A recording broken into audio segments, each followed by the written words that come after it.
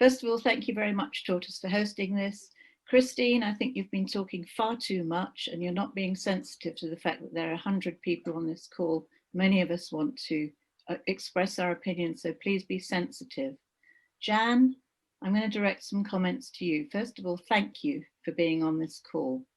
I tried for 2.5 years to talk to you and Ruth Hunt.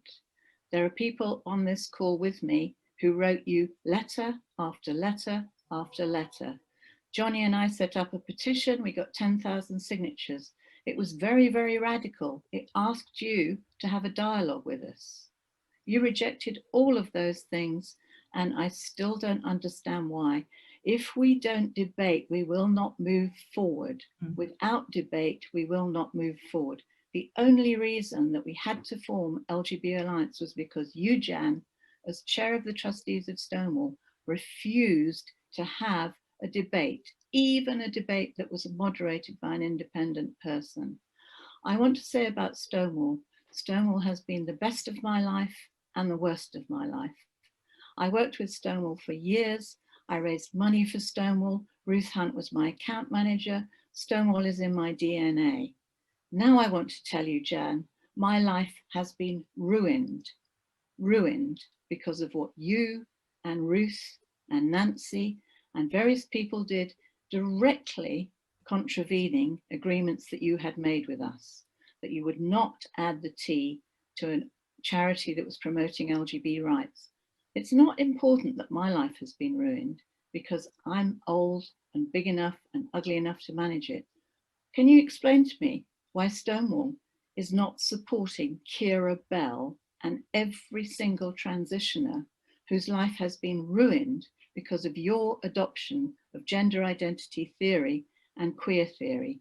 How do you feel about the fact that in the US today, there are 36,000 girls who are on a waiting list to have top surgery? Is that something that you can sleep with at night? Because I can't.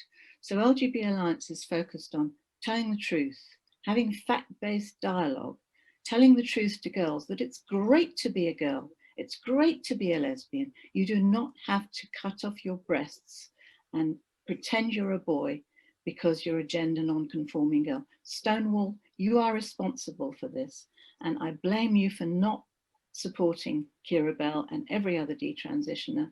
I blame you for supporting men's involvement in rugby. How can you do that? That's clearly dangerous. And I blame you fundamentally for lying.